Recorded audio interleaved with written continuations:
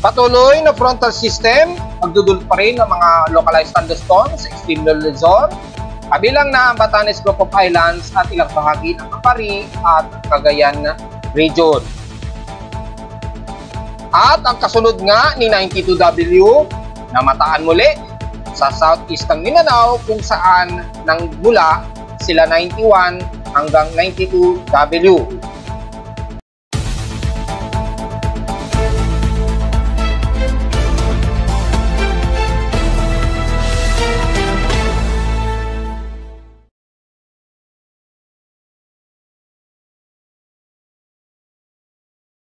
Hello, good morning mga folks. Welcome po muli sa ating Daily Weather Bulletin at Analysis para sa araw ng Miyerkules, May 15, 2024. Ang oras nating boss friend may mga alas 11:02 na o 3 na ng umaga. Patuloy pa rin tayo makakaranas ng mga localized thunderstorms, especially sa Northern Luzon at dan sa bahagi pa rin ng silangan ng Northern Luzon dahil pa sa patuloy na Mayofrontal system na umiral sa Batanes Group of Islands. So, expected na yan sa may silangang bahagi pa rin ng Quezon Province mula dyan sa Kasiguran Aurora, pababa na ng Baler at ilang bahagi dyan sa banang Camarines Norte. Siyempre, dahil dyan ay madadamay pa rin ang ilang parte ng kanluran ng Luzon o pagitan nito sa pagitan ng Tugigaraw area, yan, yung ginuhitan ko na yung gitna na yan, kabilang na ang bahagi ng Metro Manila at ilang parte ng Central Luzon, Taytay at dyan sa bahagi pa rin ng Cavite, pababa ng ilang areas ng Calabarzon. Expected yan ng mga localized thunderstorms na iiral mga folks. However, dahil sa epekto pa rin ng easterlies, makakaranas tayo ng malagkit-lagkit na humid na maghapon pa rin mga folks. Despite na ang ating forecast or prediction ngayong araw hanggang bukas ay mukhang magiging overcast, gloomy pa rin at mataas pa rin daw ang chance na uulanin dito daw sa Metro Manila. Despite na hindi kami inaabutan ng pag-ulan kahapon, pero yung forecast na nakapredict ay pumasok naman kahit papaano. Sa ating current conditions, overcast po tayo, medyo haze at gloomy. At kita naman sa ating live CCTV snapshots ay medyo overcast and gloomy nga po ang umiral sa atin. So anytime ay pwede tayong ulanin o magkaroon tayo ng overcast at mga posible pa rin mga isolated case of rain showers na may mga posibleng localized thunderstorm. Pero manatili ang mataas na humid o malagkit-lagkit na humid dahil mataas ang ating relative humidity, the same time mataas ang ating temperatura. So sa lowest temperature na itala na kay weather station kaninang 5:41 AM, nakapagtala kami ng lowest of 28.1 degrees Celsius. Tapos nakapagtala kami ng at least maalinsangan pa rin, pero nasa 34.6 degrees Celsius ang naitala sa amin, na pinakamataas na ito kahapon at 11:52 AM. Ibig sabihin na natiling mataas pa rin ang heat index sa amin sa Caloocan at 49.4 degrees Celsius despite na nagiging gloomy ang naging paligid namin kahapon. At yung tatabi natin sa heat indexes, di Pag-asa, nangunguna naman sa may pinakamataas sa kanila na may 49 degrees Celsius ang Dagupan sa Pangasinan. Yan. Tingnan natin kung mayroon siyang kasabayan. And so far, mukhang wala naman siyang kasabayan. So, nangunguna ang Dagupan Pangasinan na may pinakamataas na nasa 49 degrees Celsius ang kanilang heat index. Sumunod naman ang may tig 47 degrees Celsius na dito sa bahagi ng Capari Cagayan pa rin na pangalawa at ang Rojas City Capiz na may pinakamataas o pangalawa sa may pinakamataas na heat index. At sumunod na ang may tig 46 degrees Celsius. Example na lamang dito ang Bacnotan sa La Union na may 46 degrees Celsius na heat index. At kasunod dito ang Viracatanduanes na may 46 degrees Celsius din. And the rest ay 45 degrees na lamang mula rito sa bahagi nga po ng Alabat, Quezon. So tingnan na lamang ninyo ang the rest ng heat indexes na mga nakalista. Dahil marami-rami rin yun. Pero nanguna sa list ni Pag-asa nga ang Dagupan Pangasinan na may pinakamataas sa bansa na 49 degrees Celsius. Samantalang sa amin, nasa halos sa 49 degrees Celsius lamang. O halos kapareho lamang sa Dagupan na may 49 degrees Celsius na heat index. Samantala, sa PX Extremes and past 24 hours, nangunguna naman ang Sangley Point sa may pinakamataas na temperatura na 36.8 degrees Celsius. Sa Baguio City, almost stationary lamang na may 18.4 degrees Celsius. At sa Baguio City ay grabe ang inulan sa kanila na heavy rain showers na nasa total of 72 mm ang total rainfall. So mapapansin ninyo, puro Hilagan Luzon pa rin ang nakakaranas ng mga localized thunderstorms. Kaya asahan din ngayong hapon ay ganun din ang aasahan na mga pag-ulan. Samantala, sa ating namang status, wala naman tayong masyadong space weather status, pero kagabi o kanina madaling araw ay nakapagtala tayo ng isang X-Player class at na-post na natin yan sa ating Facebook page at asahan pa rin ang tuloy-tuloy na mga radio blackout. Despite na hindi na masyado nakatutok sa Earth itong si AR3664, pero nagagawa pa rin umabot yung malakas niyang burst, yung plasma burst, umaabot pa rin ng malakas-lakas sa Earth. Samantala, meron na tayong namamataan na nakasunod ni 92W na invest. Ito ay si 93W, yan. So, i-discuss natin yan mayamang konti, pero unahin muna natin ang lagay ng ating outside humidity na nasa 71%, na tumataas ng 1% since last hour. So, ibig sabihin lamang yan, kapag tumaas ang ating temperatura, air temperature, ay asahan natin na mataas ang ating humid o malagkit-lagkit na pakiramdam na init na alinsangan. Pataas din natin atmospheric pressure na sa 1,011 hectopascals. Mabagal itong bumababa since last hour.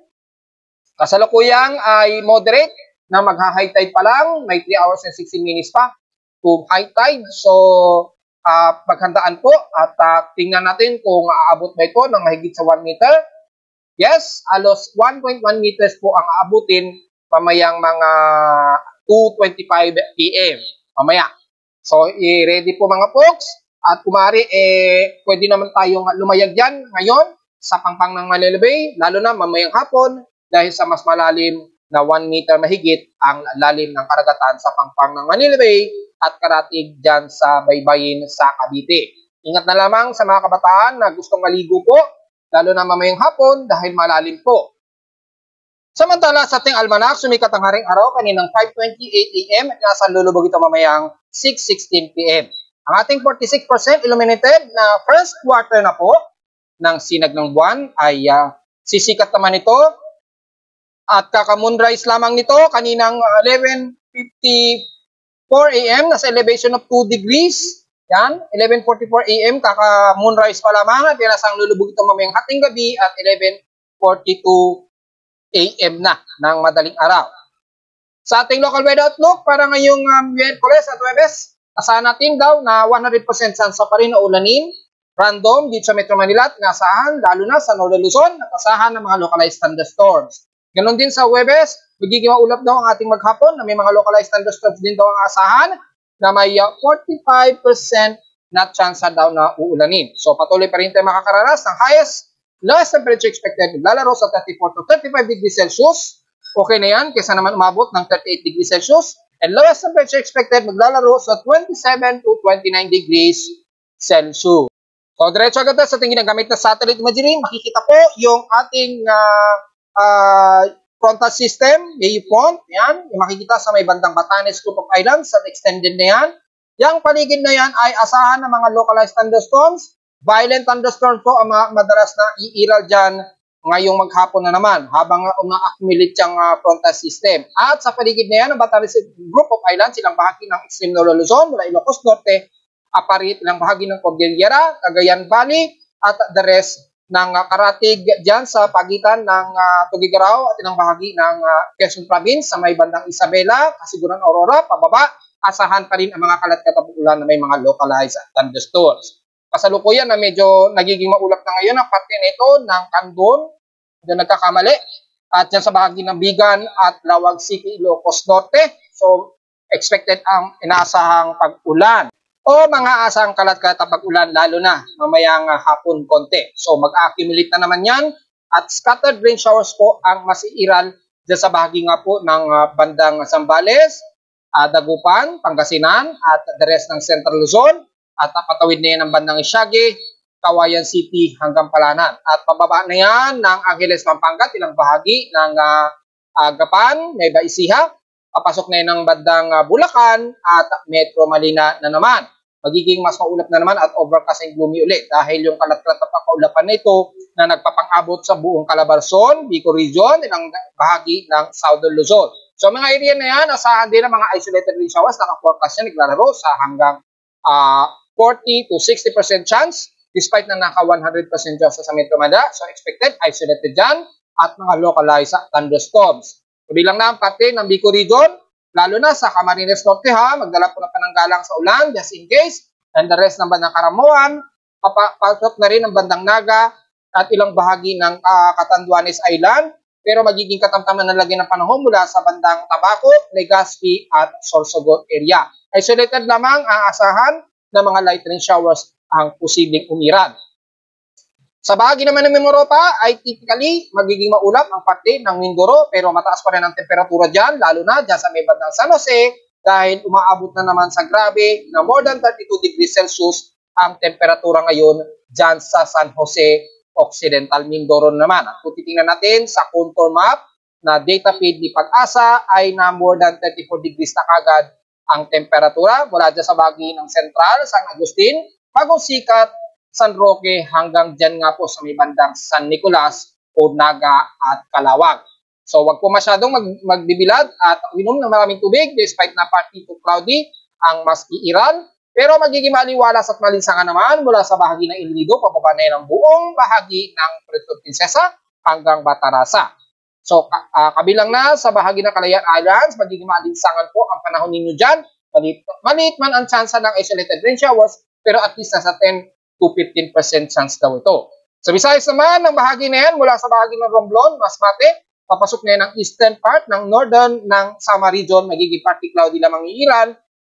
Pero dahil nga po sa presensya pa rin ng ating easterlies, sa buong bansa ay makakaranas pa rin tayo ng malagkit na humid o maalinsangang temperatura maghapon pa rin mga pulsa.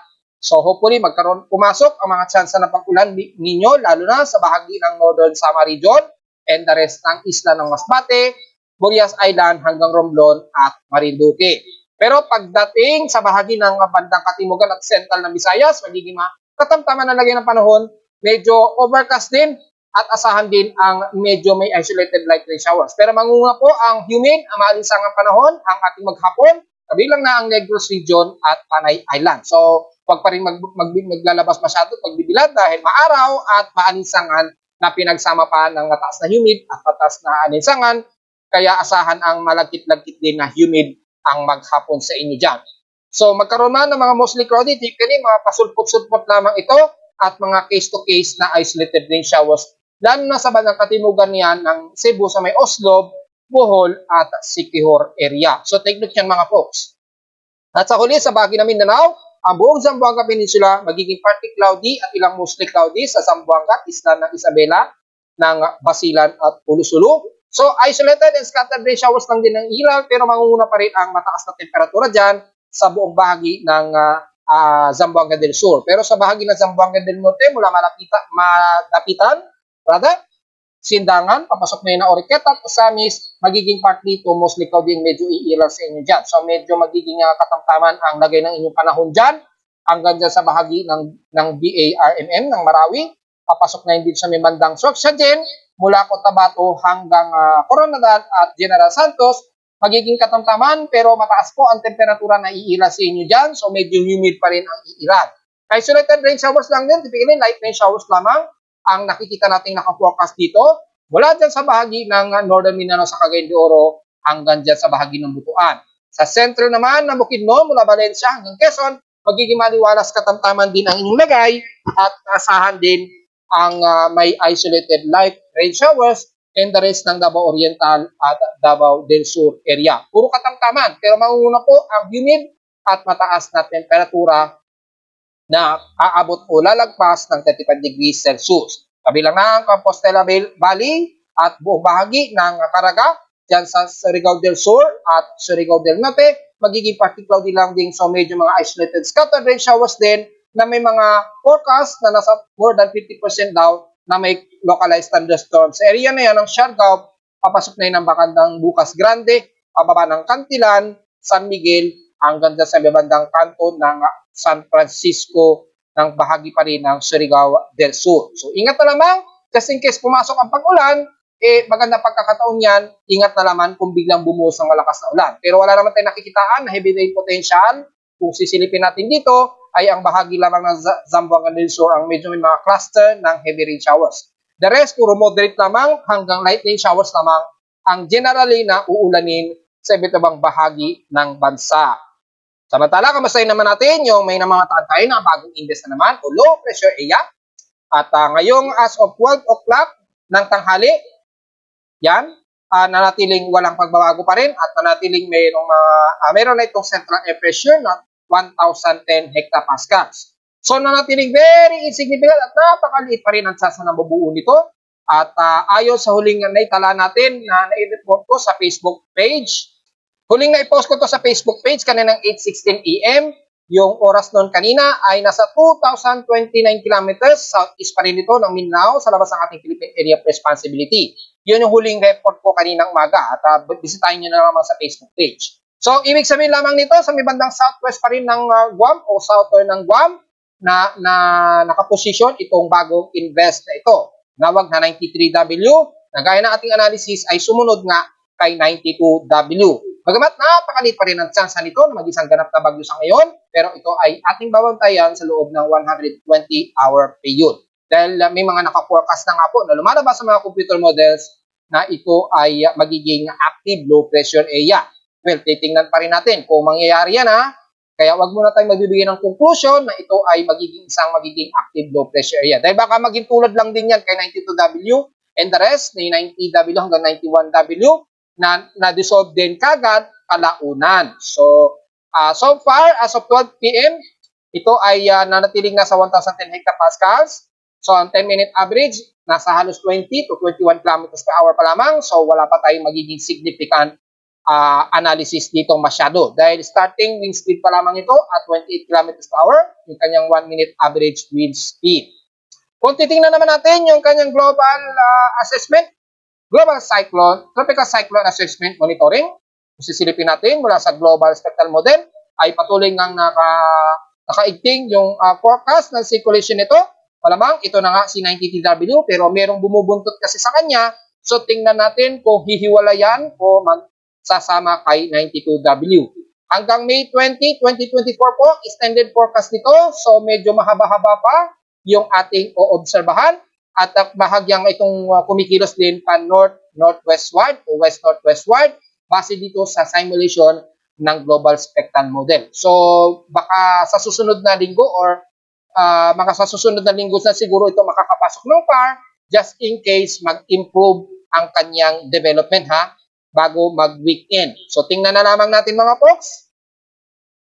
At kung titingnan natin sa West Pacific Basin, bahagya na itong tumaas na nasa 40 to 50% chance. So, mukhang pumupulido na siya. Kapag pumasok yung forecast na yan, sa real time, ay mas mapapabilis na yung analysis forecast natin. Makapapasok na yan hanggang 55-hour period na lamang from 120-hour period observation. So, tingnan na lang natin kung mas tumaas yan dahil sa susunod na 24 oras ay constant na nasa around 50% pa rin yung development nito. So, tingnan natin, dahil every 6 hours, magbabago pa yan. At dahil sa naka-invest monitoring na tayo, investigative, ay simulan na natin itong oobserbahan pa. At sa mga computer models, kung titingnan natin mula kay GFS, according dito, malamang si 90TW ay kikilos daw pa north-northwestward. So, gagawin muna siya sa may bandang Guam. Ang ahead of time nito ay May 21 to 22, 2024 daw. At pinapakita dito na mukhang kumikilos pa north-northwestward nga. At ayon sa ating monthly forecast ay nangyari nga na may mga rest na maaring kumilos ito pahilaga na hindi papasok ng ating Philippine Area of Responsibility. Kung mangyayari po itong forecast na ito sa ngayon ay simulated pa lamang ito. So wala pa po sa katotohanan yan. So tingnan natin. Pero once na nangyari yan, ibig sabihin pumasok po yung ating isang senaryo sa ating monthly forecast na ito ay hindi papasok ng PAR pero ikikilos ito pahilaga, which is hindi well explained sa forecast ni Pag-asa. Pero okay lamang yun mga folks. Kay SMWF ay so far cluster pa lamang nakikitaan natin dito. So wala pang masyadong significant na obserbahan si SMWF. Pero kay Navgem, mas very aggressive naman itong ipinapakita niya. Ito naman, northwestward naman ang halos ikinikilos nito.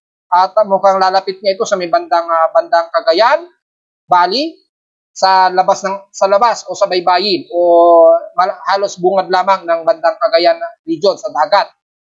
So tingnan natin, maaari pa kasing mas lumapit dyan ayon sa ating forecast, as bigla ito magre-recurve, ganyan. So ito ay isa sa mga unang senaryo na maaaring pumasok na ng PAR na isang active low pressure area, pero gagawin lamang o halos lalapit lamang ito sa may bandang Cagayan Valley sa east of coast, which is pasok na naman sa ating monthly forecast pag nangyari po yan. Pero sa ngayon, gaya nating sinasabi, ay wala pa po sa katotohanan yan sa ngayon dahil nanatiling invest pa lamang ito sa kasalukuyan. At least may idea na tayo, just in case maging active low pressure yan. Ang extended forecast din nito ay mga bandang May 20 to 22, 2024. Ganon din ang pinapakita ng ibang weather agencies gaya ni GEM. Halos pa northwestward din ang ikinikilos niya. Malayo naman sa pinapakita ni GFS na north-northwest naman o pa-norte ang pinapakitang pagkilos nito, which is tatamaan ang bahagi nito ng Guam. Pero dahil may presence po ng high pressure area sa itaas, ayan o, yung 1025 na yan o, hectopascals, ay may chance na medyo papadaos-dusin niya ng konti itong low pressure area at maaaring gumawi yan ng paganyan. So tingnan natin. Dahil last year, mayroong bagyo na nabuo sa atin, ganyan po naging kilos siya. Tapos tumawid pa nga dito sa may bandang Batanes at dumiretso ng China, which is halos lumubog ng husto yung area na yan sa China noon. At nakapag-record sila ng more than 500 millimeters na pinakamataas na raw sa kanila yon sa ilang dekada na. So, tingnan natin kung mangyayari yan in real time. Sa ngayon, hindi pa po. At kung titingnan natin yung mean sea level pressure ay nasa pinakamababa na 1,006 hectopascals. Ang so far na nakikitaan natin kay 90 TW ayon sa extended forecast nito. So, malayo-layo pa at mahaba-haba pa ang obserbasyon para makonclude natin itong mga folks. Sa ngayon ay atin muna itong babantayan at oobserbahan. Sa lagay ng alon, wala naman tayo magiging komento. Malaya po makakalayag ng ating mga sasakyan pandagat. Pero sa susunod na 24 oras daw ay tataas ang alon sa Extreme Northern Luzon, particularly dito sa may bandang Batanes, Cook Islands. So baka bukas ay medyo ingat po muna at huwag muna lumayag sa area na yan bukas. Pero ngayong araw ay malaya po ang buong bansa na lumayag dahil kalmado naman ang buong karagatan sa bansa. Wala naman tayong nakataas na gale warning according dito. So ingat na lamang sa posibleng mga localized thunderstorms lalo na sa may bandang silangan ng may bayan ng Northern Luzon at bandang Southern Luzon area. At yung daloy na lamang ng Easterlies. So yun lamang ang medyo babantayin natin. Pero kalmado naman ang the rest ng karagatan. Sa ulat din doon naman, so far, kalmado din. At wala naman tayong mga taan halos na anumang anomaly o malakas ang paglindol ayon sa aking seismometer dito sa Caloocan. Since kahapon, nagkaroon lamang ng mga medyo seismic noise dahil posibleng galing yan sa solar flare kahapon. At nitong halos maghapon kahapon ay patuloy na nakaranas sa malalasang solar flare or maaaring patuloy na mga unknown movement sa ating mga tectonic plates. Hindi lamang natin mapinpoint kung saan yan. So, gaya na aking report nung nakarang araw, medyo obserbahan, pakiramdaman na lamang natin, lalo na sa mga lindulin sa Surigao del Sur at ilang bahagi ng Mindanao. Kasi mas yanigin sa area na yan eh. So, yun na lamang po ang kasalukuyan nating babantayin sa ngayon. Pero sa ating namang lagay ng lindol, ngayong araw, since mula kaninang 12 AM, at kasalukuyang nagre-report ako, ay makikita natin ay mula sa data feed ni PBOX, ay mukhang wala pa namang naitala na magnitude 4.0 pataas ang nai-record dito sa ngayon. So mukhang medyo wala naman, ay may kukomento. Pero kung bibilangin na natin yung total earthquakes for the month of May, mula May 1 hanggang sa kasalukuyang ginagawa ko ang report na ito. Tingnan natin kung aabot na sa 600 total earthquakes. Kung titingnan natin ay nasa 602 total earthquakes na po tayo mga folks. Ang bilis. 579 dito is magnitude 2.0 pataas. 20 rito ay magnitude 4.0 pataas na. At nanatiling wala pa namang nadadagdagan sa ating magnitude 5.0 pataas. Hopefully matapos ang month of May ay walang madadagdagan sa magnitude 5.0 pataas. okay na yung at least mga magnitude 4.0 pataas lamang mga folks. So, kamustahin naman natin si Angat Dam kung mas bumaba pa ba. Well, kung titingnan natin mula kahapon sa 182.63 meters, ngayon ay nasa 182.15 meters na lamang ang natitira. So, almost negative 2.90 na po ang below critical level na po nito.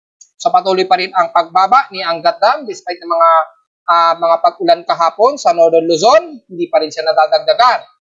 Ganon din kay Magat Dam, hindi pa rin umaabot, negative 0.25 meters pa rin ang kulang sa kanyang critical level. So, generally, kung titignan natin, ay patuloy pa rin ang pagdaos-dos ng dalawang ito. Lalo na kay Angat Dam, ay patuloy pa rin ang pagdaos-dos nito. So, dalawa na sila.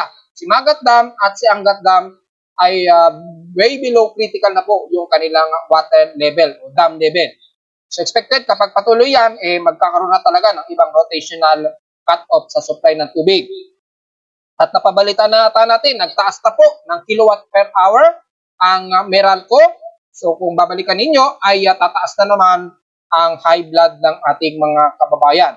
So katataas lang ng tubig, ngayon naman sa kuryente ay nagtaas. Kung hindi nagkakamali, mga 0.033 sentimo ata. Correct me if I'm wrong na lamang. Pero at least mga bandang ganun ang idinagdag sa per kilowatt hour ng tubig, ng kuryente, ng ating kuryente. So, kapag kaganyan, ang reason daw nila, kasi nga po, kinakapos ng supply. Well, parang Angat Dam ng linyan na ang dahilan ay kapag nagkakapos, tinataasan nila ang presyo. So, yun lamang ang side effect at wala kasing ginagawa na resolusyon ng ating gobyerno para sa ganitong problema natin sa bansa. So, tiis-tiis tayo mga folks dahil asahan na tumaas na naman ang ating presyo ng kuryente. So, posibleng magdagdag na naman sa taas ng bill ng ating tubig kapag tuloy-tuloy na dumaos-dos pa itong si Angat Dam hanggang next month. At narito naman ating 3D20 weather forecast para sa araw ng Miyerkules, May 15, 2024.